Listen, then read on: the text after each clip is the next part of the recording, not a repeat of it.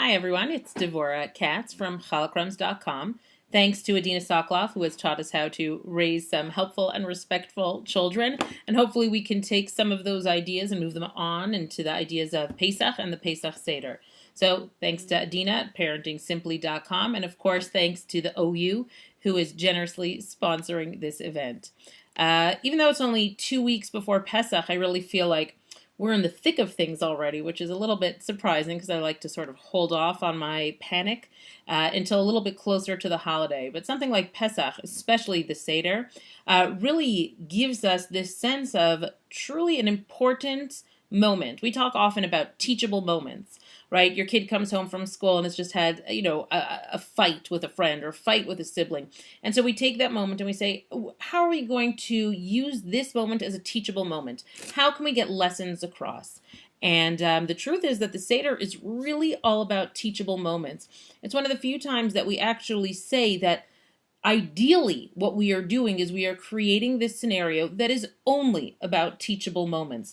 So it's very exciting as an educator and as a parent to sort of bring those worlds together and to say, this is the forum, right? Seder is the forum to truly create this educational masterpiece. Now, before you feel pressured, I'm going to let you know that I'm all about lowering our expectations and creating realistic expectations about what can and should be done. As with any time I start on any of these webinars talking about any of the Jewish holidays, I always talk about the lead up to the holiday, right? We have a finite amount of time. You got a couple of hours for that Seder, maybe even a few too many hours if your Seder goes long. But we always have a really set amount of time. But with the lead up, we have the opportunity to use that time as much as possible to help create the Seder. Now, remember last year, one of my sons was in first grade, and at the start of every single day of first grade, they would sit down at their desks, and one of the first things that they would do is they would count to 100. That's what they would do. 1, 2, 3, 4, 5, 6, 7, 8, 9, 10, the whole way to 100. And while initially I thought it was a little bit bizarre, I really came to love this idea of every single day we are going to repeat this until you just know how to count to 100. It was so simple and so smart. And so I applied it to Manishtana. Right? Traditionally, the youngest child at the table or the youngest member of the Seder party is the one to say Manishtana. Not all children want to do this, and that is fine, and we can employ bribes and incentives and being really excited, or we can also employ the parenting technique that says, this kid is going to freak out if she or he needs to be the center of attention. Regardless, with my 5-year-old, I spend, let's say, 5 minutes a day singing the Manishtana. I want him to get comfortable with the words, and I want him to feel really excited about it. So I have 2 weeks of every single day singing the Manishtana. Every day I explain it a little bit more, and he's getting the explanations in school also. But every day I explain it a little bit more. He talks about it a little bit more until we get to the place where he's truly confident and excited about the Manishtana, because that is going to be his big thing, or one of his big things at the Seder. Along with setting realistic expectations, we want to really let our kids know exactly what is going to be happening. As your kids get older, they sort of have memories and they understand what goes on in the Seder, and we create traditions. But for younger kids who are a little bit iffy on what's going on and it's really late at night, you're going to set key places throughout the Seder that they understand that we're getting there, right? And in fact, the truth is the whole idea of Seder, which is, the order of what we're doing, all of that is based in some form of, let's tell you what's going to happen. Right? I'm going to list the key components of the Seder: Kadesh, Orchatz, Karpas, Yachatz. I want to make sure that you know exactly what's going on so that there are no huge surprises. Or so that you can say, oh, we're at Yachatz. I've got about, an hour and a half, 2 hours more until dinner. Whatever it is, you want to make sure that your kid understands the flow of the evening, because we're not getting our child at their A game. Our child at their A game would be right after a big, hearty, nutritious breakfast. For those of us who manage that, I would be fairly impressed. Your A game is getting that kid right after breakfast, after a great night of sleep, after, that's when you want your kid. Your kid at 9 or 10 o'clock at night who is falling on his or her face, who is so tired and hungry, that's not an A game kid. And that's okay. We're allowed to acknowledge that, it's a challenging time, and we want to make sure that that kid sort of focuses in and understand what's going to happen. For my younger kids, I put a small candy bag next to their plate. Why? When they're bored, they can put candy in. Two, that sugar high might be a little bit helpful at 10:30 at night, and it gives them something to do. And again, the whole point of Pesach, why is this night so special? It's special because there's candy. So you want to create a little bit of understanding of where the kid is coming from. Give them a little bit of treats. I like edible centerpieces. Even if you have some kind of centerpiece with fruits and vegetables. Look, ideally, maybe you're not supposed to eat until the meal begins. If you've got young kids and you want them to sort of power through it, put a fruit platter or vegetable platter in the middle of the table. Probably there's a grandmother there also who who'd be perhaps a little less crabby if she were eating a little more throughout. So you want to sort of offer up that opportunity because you really want your kids to be successful. And that's another thing that you want to do is you want to create what it is that child is going to do. And it can be something very, very small, like, hand out the matzah, pour the grape juice, lead everybody in to wash their hands, something so that the child, and I talk about this all the time, feels ownership over the process. So on the first hand, we're going to talk about this idea of these 2 weeks and all the things that you can do, which are, you want to pick a piece of the Haggadah that your child, either the Manish Tanah for the youngest or the 4 sons for an older child, and you want the kid to focus in on that. If they're older, you sort of want to ask them, maybe they have words of Torah, Dvar Torah that they want to offer. If they're younger, you just want them to read it out. That's fine, or to understand what's going on. That's great. But you want the lead up to be important. So, for example, yesterday, and I'll talk about crafts in a few minutes, but yesterday, while I was doing a craft with some of my kids, I put the movie of The Prince of Egypt on in the background so that we could reinforce our craft project while talking about the Prince of Egypt, while going over the story of Mitzrayim. That seemed to be a great, and also they were watching TV, so they were happy. They were making crafts, so I was happy. It was really this all-around win-win situation. But if you can take a piece of each day, and again, not in a pressurized way. I am not talking about turning your house into a Montessori school that is totally experiential. But what I am saying is, if your kids are crafty kids, download, here's my little plug for Holocaust, don't worry, there'll be a few. Download some of my craft ideas or download some of the great new coloring pages that are going up. Download those. It takes 2 minutes to click print, and that's the coloring page of the day. So that at least your kid is seeing the Pesach coloring page and not the Teenage Mutant Ninja Turtle, or both of them. I have nothing against the turtles. They're good friends. If your kid is a crafty kid, buy crafts that have to do with Pesach. We'll talk about crafts in a few minutes. If your kid is a play kid and she likes to, or he likes to put on plays or write poems, direct their energies into the Pesach story. 1 year, I don't have it here, last year actually, my Lego-obsessed son, he made, I had him make 4 vignettes from the Haggadah and out of Lego.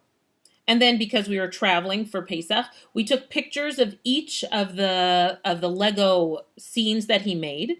I blew them up to a large size. We glued them together on poster board, and then I had him, in his very messy, well-intentioned 9-year-old boy handwriting, write 1 sentence about that Lego vignette. And at the Seder, he was able to present the Seder in Lego. What could be bad? I've had the same kid do the same thing out of Playmobil a few years ago. Whatever the creative bent is of your child, that's where you want to focus on to sort of give it that Pesach twist. Rainbow looms that are all the rage now. Maybe they want to make bracelets the color of sand, yellows and browns, and that'll be the Mitzrayim bracelets. Maybe they want to make napkin rings out of it and put them on the Seder table. Whatever it is that you're going to take that your kids do, and you're just going to give it that little twist of Pesach so that they feel like they are very involved. What we do in our family, and I would say, it's interesting. We have a lot of people for Seder, and sometimes that explodes in my face, and sometimes it goes very well. But I was recently talking to a friend who says, you know what? They just do their family. It's the 2 parents and the 4 or 5 kids, and that's it. And she says she really feels like that's when the kids get all the attention and all the focus is on them. And I do hear the beauty in that. I do hear this idea of really just honing in on your kids and focusing in on them. One of the things that we do, especially when our kids were younger, it's sad to say, but our youngest is 5 now. So now we've sort of moved out of the everybody is 7 and under, and now my range is from a 5-year-old up to a 13-year-old. But when they were younger, and I think perhaps it's something that we would continue doing now, is we would pick one theme and run with it. So when we had younger kids, we would pick a theme like animals in the Haggadah. And we would buy, you know, those small toy animals, and we would set them up on the table, and we would talk about which of the plagues animals were involved in. Or we would talk about Korban Pesach. Anything that we could involve, and listen, frogs, they're so popular. Anytime you put a frog out on the table, the kids are ecstatic. And Oriental Trading obviously is more than happy to supply you with frogs. So really, anytime, you know, we take this idea of animals, and there are so many different ways to talk about it. So the Seder becomes a little more child-friendly. The kids have more to talk about. And leading up to the Seder, we're coloring pictures of those plagues that deal with animals. Or we're setting the table with animal napkins. Whatever it is. So that is our theme. Some other themes, I'm glad you asked, that could be useful is who is a hero? And that's probably for older kids. You talk about what a hero is, who a hero is, and you look at heroes throughout the Haggadah, and you ask kids to talk about heroes. It's a great way for them to have a little bit of a more cerebral conversation about the Seder. One year we did life in Egypt, and we printed up pictures of what Egypt looks like. We did things with hieroglyphics. I think we have a craft of that on the site, on Holocrums. We did hieroglyphics. We learned about Egyptian culture, and we talked about the Jews in Egypt. One year we talked about escaping slavery. Slavery is probably, you know, more on a bigger level, especially if you have older kids. The concept of slavery can really be drawn, unfortunately, even into modern day. And so there can be some really interesting conversations there. We talked about miracles that God has performed. Whatever it is, you might want to go in depending on the age of your kids, but an older kid or a kid who's very excited, you might want to open the Haggadah before with them and sort of underline the passages that are relevant to the things that we want to be talking about. That way, the kids really feel connected and we're focused. We're not all over the place, but we're really very focused. Let me talk about a few things that I have found that have been really adorable for me in the past. Let me look around. Let's say Post-its. I talk about this every year. I'm such a big believer in it. Depending on the age of the kid, but every kid should have their own Haggadah.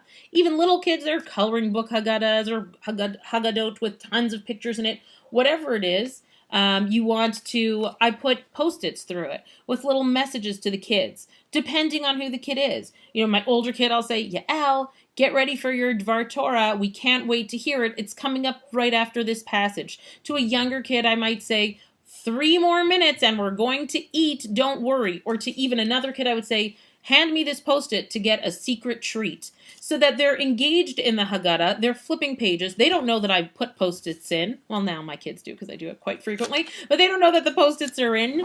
And it's something that's very exciting. They suddenly see that, oh, wow, there's something here. And they're more encouraged to follow up. That's one. I've also found these great matzah papers. And I've done this in past years also when we've had older people at the Seder where we've wanted to sort of direct the conversation. Not that I'm a type A controlling personality. I am. But I am. So what we would do is we would take these matzot and we'd put something on the back. We'd ask a question related to Pesach. Who is your favorite character in the Haggadah? What is your favorite scene in the Haggadah? What's your favorite Pesach memory? Whatever it is, we want to encourage discussion. Now, again, these can be used and they can also not be used. It doesn't really matter. You have the possibility there and you can scatter them around the table and just, you know, there's a lull in conversation. Pick it up, turn it over, somebody asks the question. In the past, we've also used these as seating place cards. Oh, lost the word. We've used these as place cards. We put somebody's name down, And we've put it when we set the table. This is always my good time to segue into setting that table. I really feel that setting a table, and I'm not coming at it from a Martha Stewart way. I'm not talking about your china and your silver. What I am talking about is yet another opportunity to, one, make this a teachable moment, and two, give kids ownership over the Seder. We spend a lot of time considering what it is that we put on our table and how we set our table. So our older kids will be in charge of the place cards, and either they'll use these. One year I think we made little pyramids, and they put people's names on pyramids. Now, before you get this mistaken impression that I'm somehow very on top of my game, I'm not. All of these things are fairly easy to do, so you don't need to be stressed out about them. Your kids need to be kept busy that day of Pesach anyway, and so this is another great opportunity to keep them busy. We talk about different centerpieces on the table. Either you have your Playmobil vignette or your Lego or both of them. One year we used a lot of small people. One year, I don't know what was going on in my mind, but we hot glued animals together in an animal pyramid for one of the plagues. Anything goes, nobody's really judging you on this. It is all just a way to get your kids involved. And so setting that table really is a great way. And I think we actually have ideas on the site of things to add. But again, you really can't get it wrong. So that's another great idea. I'm going to just check my notes for a minute because I tend to forget things and I tend to talk quickly. Sorry. Okay, let's move to a couple of crafts that I've liked this year. So I've shown you my matzah paper. I like that. Also, there are matzah bookmarky things, which I always talk about making a Haggadah bookmark because kids tend to come in and out, and it's okay. We don't want to make them feel bad for, being children. So here's a great bookmark. Additionally, on the site, there are a bunch of cute ideas to make your own bookmarks. You can give them out. That's great. Here, these actually punch out. Another cute thing about them.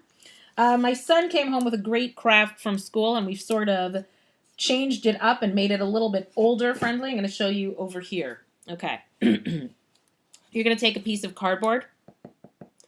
My youngest son, so my 5-year-old, just colored brown and then blue for the Nile. What we did here is a little bit fancier for my older kids. Also, I will say that my 12-year-old, this isn't his, but my 12-year-old also made one. Anytime a 12-year-old boy will sit on his own volition and do a craft, my 12-year-old, very athletic boy, I will say, is a huge win for me, and he was very into it. What we did here is we took black Play-Doh or plastilina, and we pushed it down all across the page, and then we painted it. We used a paintbrush and put glue on top of it, so now it's a little bit shiny and shimmery. For the Nile, I used blue glitter contact paper, but you could really use any kind of contact paper that you want. Or you can color, or you can paint. Nobody really cares. You just want to get the brown, blue, brown sort of feeling. We put some trees. This one looks a little misshapen. And my completely adorable son drew a castle, the palace, Paro's palace, and he actually made stairs leading from the Nile to the palace because, correctly, he points out, how else would you get in? So he has done all of that. We then add to it... Oh, here we go. Sorry about that. We add a little teva, and we put our little Moshe in his basket. Very cute. He decorated his basket with markers. I was angling for painting the teva, but I will say this is as good a time as any. Kids have minds of their own. It's a shame. Often I sort of would be encouraging to, go in the direction that I would like this project to go in, but the bottom line is, no, this is how he wanted to do it. It turned out great. Totally fine. You put your baby in the basket, and then, oh, where are my magnets? You want to buy those tiny round magnets. Where can you get them? Anywhere. We're talking about Michael's, Oriental Trading, Joanne, any craft store that you're near will have these small magnets. You want to make sure that they click together. You glue one magnet to the bottom of our little teva, and then you put one magnet on the bottom over here. And then using a magnet, you can take your little baby Moshe down the river. It's a great project. It kept my kids busy for about 40 minutes yesterday. It doesn't need to be complicated. It can be really as simple as a piece of paper, color brown, blue, brown, and some magnets. You don't even need the magnets, but for older kids, it really worked very well. Today's project for us will involve mosaic tiles, these rocks, and we're going to be making pyramids. Again, it's not hard to find a template for pyramids. I'm actually fairly certain there's one on our site. And you're going to make these pyramids, either mosaicing them, so you need a little bit of a stronger paper, you need like a cardboard. And the other thing that I'm liking today is this, it's colored stones. So we're going to be taking the brown. Where's my brown? We're going to be taking the brown, and we're going to be taking the yellow, and we're going to be doing one side of the pyramid that way. So pyramid in a couple of different ways. Okay, one or two more things before my time is done. So we have those crafts. The last craft is, and I would say this, with each kid, I like to pick one major thing to do. So also depending on who the kid is and what their interests are, but I like to pick one thing. And so I would say last year with one of my kids, this was with my first grader, we scrapbooked the makot. It was an adorable project. He could not have been cuter, where he took each makkah and then he wrote in his take on every plague that there was. It was great. He was very, very excited about it. He presented it. Also, it traveled with us, which was also significant. But the idea behind it is that walking into Seder, everybody sort of feels battle ready. So in addition to all of the cooking and all of the cleaning, which might not always be as rewarding as it could be, we want to create this scenario where every kid comes in very, very excited about one thing. So to recap, they go into the Seder knowing what is going to happen.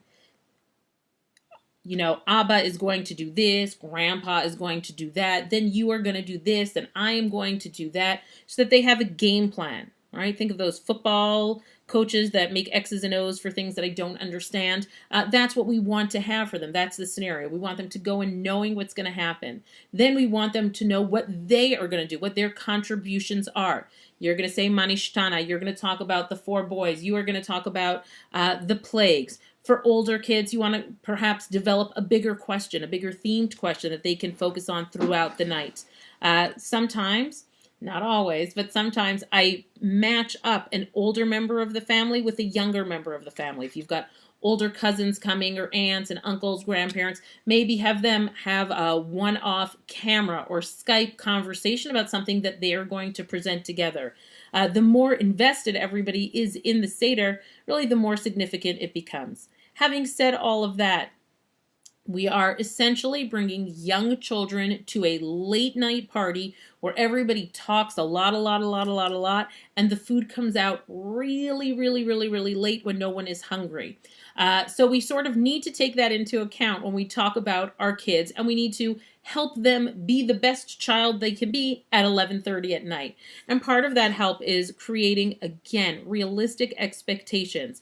It's not about, and I remember years where I put so much time and effort into creating and molding this perfect Seder, and my kids were out like a light before anything happened. And I really sort of had to deal with that disappointment. So part of the significance of the 2 weeks leading up to Pesach is that, you know what, when somebody falls asleep at 9:15 at night, at least they sort of made it to that idea, to that point, and at least they, in their minds, have had some connection to the Seder. I think that's what's significant.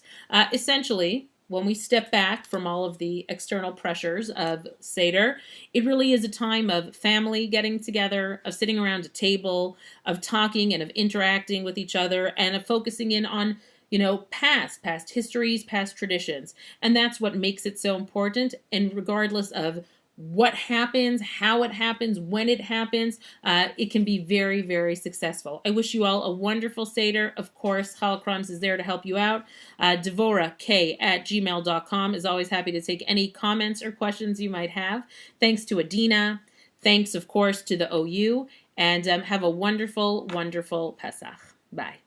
Bizarre. I really came to love this idea of every single day we are going to repeat this until you just know how to count to 100. It was so simple and so smart. And so I applied it to Manishtana.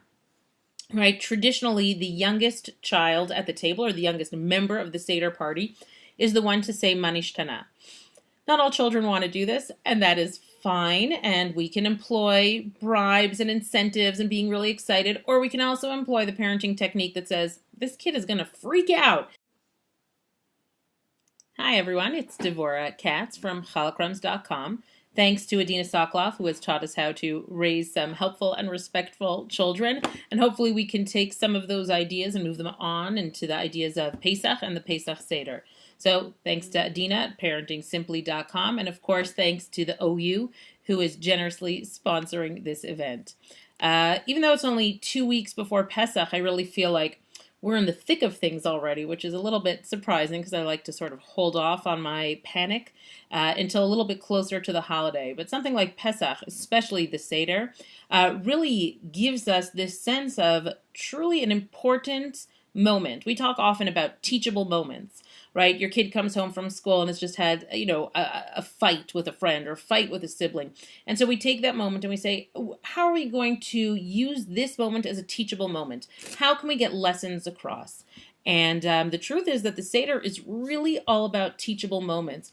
It's one of the few times that we actually say that ideally, what we are doing is we are creating this scenario that is only about teachable moments. So it's very exciting as an educator and as a parent to sort of bring those worlds together and to say, this is the forum, right? Seder is the forum to truly create this educational masterpiece. Now, before you feel pressured, I'm going to let you know that I'm all about lowering our expectations and creating realistic expectations about what can and should be done. As with any time I start on any of these webinars talking about any of the Jewish holidays, I always talk about the lead up to the holiday, right? We have a finite amount of time. You got a couple of hours for that Seder, maybe even a few too many hours if your Seder goes long.